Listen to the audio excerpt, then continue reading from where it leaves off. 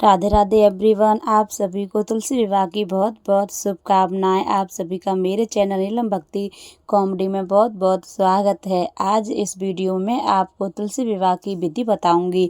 Friends, देव उठनी के दिन तुलसी विवाह कराया जाता है। देव उठनी कार्तिक पूर्णिमा तक कभी भी तुलसी विवाह करा सकते हैं। इन 5 दिनों में आप कभी भी विवाह करा सकते हैं। तुलसी विवाह की सभी रस्में मैं इस वीडियो में स्टेप बाय स्टेप बताऊंगी। प्लीज़ वीडियो को पूरा देखें। इस साल 2 नवंबर को देव उठनी एकादशी दिन रविवार को पड़ रही है, तो तुलसी जी का विवाह आप द्वादशी से लेकर पूर्णिमा तक कभी भी संपन्न करा सकते हैं। तुलसी जी का विवाह हर गृहस्थ को अपने जीवन काल में जरूर कराना चाहिए, क्योंकि तुलसी जी का विवाह अगर हम कराते हैं तो हमारे लिए बहुत ही सौभाग्य की बात होती है।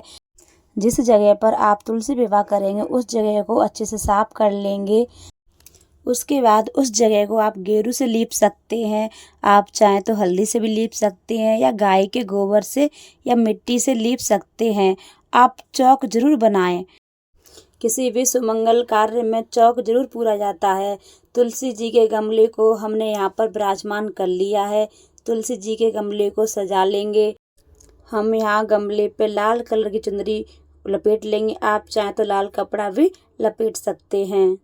सबसे पहले हम चौकी या पटला रख लेंगे। उसके ऊपर पीले कलर का वस्त्र बिछा देंगे। उसके बाद तुलसी जी का विवाह शालिग्राम के साथ संपन्न कराया जाता है। अगर आपके पास शालिग्राम नहीं है तो आप किसी मंदिर में शालिग्राम लाकर पूजा कर सकते हैं। नहीं तो आप विष्णु भगवान जी की कोई फोटो या मूर्ति हो तो उनके साथ ही आप विवाह को संपन्न कर सकते हैं। या फिर आप लड्डू गोपाल की सेवा करते तो उनके साथ भी विवाह तुलसी जी का कर सकते हैं। एकादशी को चावल हमें छूने नहीं है, तो हम तिल का आसन देते हुए भगवान विष्णु को और शालिग्राम भगवान को विराजमान कर लेंगे। उसके बाद हम कलश की स्थापना करेंगे। उसके लिए आप तांबे का, पीतल का, मिट्टी का कोई भी कलश ले लें। कलश के कंठ पर मोली बांधकर स्वास्तिक बना लें। कलश को शुद्ध जल और गंगा जल से कंठ तक भर लें। कलश विराजमान करने के लिए सबसे पहले हम तिल से अष्टदल कमल बना लेंगे। आप फूलों का आसन देकर भी कलश को विराजमान कर सकते हैं। 1 लौंग, इलायची, सिक्का, सुपारी, हल्दी की गांठ जो भी कलश के अंदर डाली जाती है वो हम डाल लेंगे। इसके बाद फिर हम आम के, अशोक के पत्ते लेंगे, उन पर रोली चंदन से तिलक कर लेंगे। तिलक करने के बाद कलश में सजा लेंगे। यहाँ पर मैंने पूर्ण पात्र रखा है, उसमें गेहूँ रखें। आप तिल भी रख सकते हैं। उसके ऊपर एक दीपक रख देंगे। फिर इसके बाद हम तिल का आसन देते हुए गणेश भगवान जी की मूर्ति या फोटो जो भी है आपके पास उसे हम विराजमान कर लेंगे। इसके बाद जल के छींटे लगाकर भाव रूप से हम सभी को स्नान करा लेंगे। इसके बाद फिर हम संकल्प लेंगे, हे तुलसी मैया, हे शालिग्राम भगवान या विष्णु भगवान, आज मैं आपका विवाह संपन्न करा रही हूँ। अगर कोई गलती हो जाए मुझसे तो मुझे क्षमा करें और मेरी मनोकामना को पूर्ण करें। तो इस तरह से हम आचमन भी कर सकते हैं। हाथ में अक्षत पुष्प लेके हम आह्वान करेंगे, संकल्प लेंगे विवाह करने का। तो इस तरह से हम चौकी पर अक्षत पुष्प छोड़ देंगे। सबसे पहले विवाह की रस्म में हल्दी की रस्म होती है, तो हम हल्दी लगा देंगे। तो शालिग्राम भगवान के हम हल्दी लगा देंगे। उसके बाद फिर हम विष्णु भगवान के भी हल्दी लगा देंगे। देखिए, तो मैंने यहाँ पर शालिग्राम भगवान और विष्णु भगवान दोनों रखे हैं। यहाँ पर आप एक रखकर भी तुलसी विवाह संपन्न करा सकते हैं। तो इस तरह से हम विष्णु भगवान के हाथों में भी हल्दी लगा देंगे। तुलसी मैया के तनों पर, पत्तों पर अच्छी प्रकार से हम हल्दी लगा देंगे। हल्दी की रस्म होने के बाद स्नान कराया जाता है, तो हम यहाँ पर भाव रूप से स्नान करा लेंगे। इस तरह से स्नान कराने के बाद हम गणेश भगवान जी का सर्वप्रथम पूजन करेंगे। सबसे पहले हम वस्त्र स्वरूप मोली समर्पित करेंगे। उसके बाद गणेश भगवान जी को रोली से, चंदन से तिलक कर लेंगे। बाद में हम तिलक अर्पित करेंगे। एकादशी पूजन में तिल का प्रयोग करेंगे, क्योंकि एकादशी के दिन अगर आप तुलसी विवाह कर रहे हैं तो आप एकादशी के दिन चावल का प्रयोग नहीं होता है, तो आप चावल का प्रयोग नहीं करें। गणेश भगवान जी को पुष्प समर्पित करेंगे। उसके बाद फिर हम भोग समर्पित करेंगे। गणेश भगवान जी को अलग से भोग समर्पित करेंगे, क्योंकि उनके भोग में तुलसी दल नहीं डाला जाता है। इसके बाद हम जनेऊ समर्पित करेंगे। इसके बाद फिर हम शालिग्राम भगवान, तुलसी मैया और विष्णु भगवान और कलश का हम पूजन करेंगे। सर्वप्रथम हम सभी को रोली चंदन से तिलक कर लेंगे। उसके बाद फिर हम वस्त्र स्वरूप मोली समर्पित करेंगे। फिर हम शालिग्राम भगवान और कलश देव को वस्त्र स्वरूप मूली समर्पित करेंगे। उसके बाद फिर हम विष्णु भगवान को जनेऊ समर्पित करेंगे, शालिग्राम भगवान को जनेऊ समर्पित करेंगे। इसके बाद फिर हम चुंदरी समर्पित करेंगे, लाल कलर की चुंदरी तुलसी मैया को हम समर्पित करेंगे। सभी को हम भाव रूप से तिल समर्पित करेंगे। इसके बाद रस्म होती है जय माला की। तो देखिए फ्रेंड्स, 2 मालाएं लेंगे, तुलसी मैया को छुआ करके शालिग्राम भगवान को पहना देंगे और शालिग्राम भगवान को छुआ करके या विष्णु भगवान को छुआ करके तुलसी मैया को पहनाएंगे। तो इस तरह से जयमाला रस्म पूर्ण हो जाएगी। इसके बाद फिर हम तुलसी मैया का श्रृंगार करेंगे। सबसे पहले हम मेहंदी की रस्म करेंगे। इसके लिए आप नई कीप लें या सूखी मेहंदी भी लगा सकते हैं। ऐसे हमें तने पर पत्ते पर मेहंदी लगाएंगे। इसके बाद फिर हम तुलसी मैया को बिंदी लगाएंगे, काजल लगाएंगे। इसके बाद फिर हम चूड़ी पहनाएंगे। चूड़ी आप हरी लाल कैसे भी पहना सकते हैं। इसके बाद फिर हम लिपस्टिक लगाएंगे। लिपस्टिक लगाने के बाद फिर हम मावर लगाएंगे। तो मावर हम तुलसी मैया को लगा देंगे। उसके बाद फिर मावर हम शालिग्राम भगवान और भगवान विष्णु को भी लगाते हैं, इसलिए हम यहाँ पर मावर लगा दिया है। इसके बाद फिर हम तुलसी माता को बिछिए पहनाएंगे। बिछिए आप 4-6 जितने भी हैं उतने आप पहना सकती हैं, चांदी के, कांसे के, कैसे भी पहना सकती हैं।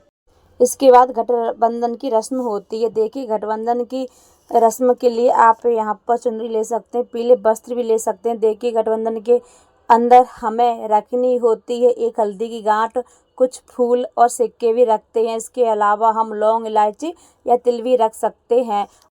आप देखिए रस्म कलावों से भी निभा सकते हैं। आप देखिए इस तरह से गांठ लगा दें। यदि आपको गठबंधन के टाइम कोई मंत्र आता है, दुआ आता है, गठबंधन के समय आप कोई मंगल गान भी गा सकते हैं। लाल चुंदरी हम तुलसी मैया को उड़ा देंगे और पीला वस्त्र हम शालिग्राम भगवान को इस तरह से उड़ा देंगे। तो गठबंधन की रस्म हो चुकी है। अब हम जटा वाला नारियल लेंगे, उस पर हम मोली लपेट लेंगे। अब हम फेरों की रस्म करेंगे हम नारियल से, क्योंकि गमला हमारा बहुत भारी है। आप चाहें तो घर का कोई भी पुरुष तुलसी मैया को उठा करके शालिग्राम भगवान के साथ फेरे करा सकते हैं। संकेतित रूप से हम फेरे करा लेंगे। तो ऐसे हम 7 बारी घुमा देंगे। उसके बाद आप चाहें तो तुलसी जी का स्थान बदल सकते हैं। जब विवाह होता है तो दूल्हे बाएं मांग बैठती है दुल्हन। इसके बाद मांग भराई की रस्म की जाती है। इसके लिए चांदी का सिक्का ले सकते हैं या नॉर्मल सिक्का भी ले सकते हैं। इस तरह से शालिग्राम भगवान या विष्णु भगवान छुआ करके 3 या 5 या 7 बार हम सिंदूर तुलसी मैया को समर्पित कर देंगे। तो इस तरह से मांग भराई की रस्म पूरी हो जाएगी। इसके बाद कन्यादान करना, तो हम संकल्प लेंगे। संकल्प के लिए हम हाथ में फूल, रुपए, थोड़ा सा जल ले लेंगे। हम अपनी तुलसी का दान कर रहे हैं शालिग्राम भगवान को, इस तरह से बोलते हुए शालिग्राम भगवान को समर्पित कर देंगे। तो इस तरह से कन्यादान की रस्म पूरी हो जाएगी। इसके बाद दान दक्षिणा निकाली जाती है। कुछ ना कुछ दहेज में आप साड़ी, सूट, ब्लाउज पीस या फिर अंगोछा निकाल सकते हैं। पहरावनी के लिए धोती, कुर्ता, पैंट, शर्ट कपड़ा आप निकाल सकते हैं। साथ में ही 5 बर्तन, कुछ कन्यादान के कुछ रुपए निकाले जाते हैं। तो अपने सामर्थ्य के अनुसार कुछ धन जरूर निकालें। इसके बाद देखिए यहाँ पर मिठाई का भोग लगाया जाता है, क्योंकि शादी ब्याह में मिठाई जरूर बनती है। घर में पकवान बनाकर इसे बड़े ही धूमधाम से बनाएं। तुलसी दल जरूर डालें। इसके बाद ऋतु फलों का भी भोग जरूर लगाया जाता है। तो आप ऋतु फल में कुछ भी ले सकते हैं। और एक जल का लोटा हम जरूर भर के रखेंगे। विष्णु भगवान को तुलसी दल समर्पित करेंगे।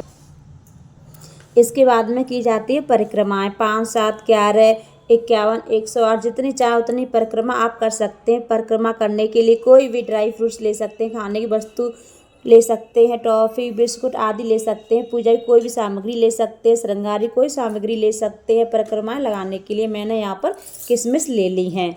इसके बाद हाथ में तिलक पुष्प लेके तुलसी विवाह की कथा सुन लेंगे। आप चाहें तो विवाह के जितनी भी मंगल गीत होते हैं वो यहाँ पर गा सकते हैं। कथा सुनने के बाद अक्षत पुष्प छोड़ देंगे, थोड़े से जल के लोटे में डाल देंगे। उसके बाद आप कपूर से भी आरती कर सकते हैं। आप सादा दीपक जलाकर भी आरती कर सकते हैं। पहले गणेश जी की आरती करेंगे, फिर विष्णु भगवान की, माता तुलसी की आरती करेंगे। सभी की प्रेम पूर्वक भाव से आरती करेंगे। धूप दीप दिखाकर हम आरती कर लेंगे। फिर हम हाथ जोड़कर पूजा में रही कमियों के लिए क्षमा याचना करेंगे, प्रार्थना करेंगे हमारा दाम्पत्य जीवन इसी तरह से खुशहाल रहे, सुख समृद्धि और शांति बनी रहे। फिर हम हाथ में जल लेके चौकी के ऊपर से 2 बार वार देंगे। तो इस तरह से हम तुलसी जी विवाह हो जाएगा। तुलसी विवाह करने के बाद जो भी भोग प्रसाद हमने चढ़ाया है वो तो सभी सदस्यों में प्रसाद के रूप में बांट देंगे। इसके अलावा जो भी चीज़ें हमने चढ़ाई हैं वो सारी चीज़ें दान की जाती हैं। कलश हमें अगले दिन उठाना है। कलश का जल पौधों में सींच देंगे। नारियल जो सारा सामान जाएगा उसी में दे देंगे। शालिग्राम भगवान अगर मंदिर से आए हैं तो तुलसी जी मंदिर में शालिग्राम भगवान के साथ जाएंगी और सारा सामान उनके साथ जाएगा। अगर आपके रिश्तेदार के शालिग्राम भगवान है तो तुलसी जी और ये सारा सामान शालिग्राम भगवान जी के साथ चला जाएगा। और अगर आपके ही घर के शालिग्राम भगवान है तो तुलसी जी और आप अपने घर पर ही रख लें, शालिग्राम भगवान के साथ ही रख लें। और ये सारा सामान आपने चढ़ाया है ये किसी गरीब कन्या के विवाह में दान कर दें। ये सारा सामान हमें दान करना है तो भगवान विष्णु और श्री गणेश भगवान को मंदिर में ही विराजमान कर देंगे। तो फ्रेंड, तुलसी विवाह की यह सरल विधि आपको कैसी लगी मुझे कमेंट करके ज़रूर बताना। अगर वीडियो आपके लिए थोड़ा भी यूज़फुल रहा हो तो वीडियो को लाइक करना। अभी तक मेरे चैनल को सब्सक्राइब नहीं किया है तो प्लीज़ सब्सक्राइब कर देना। जय तुलसी मैया की। राधे राधे।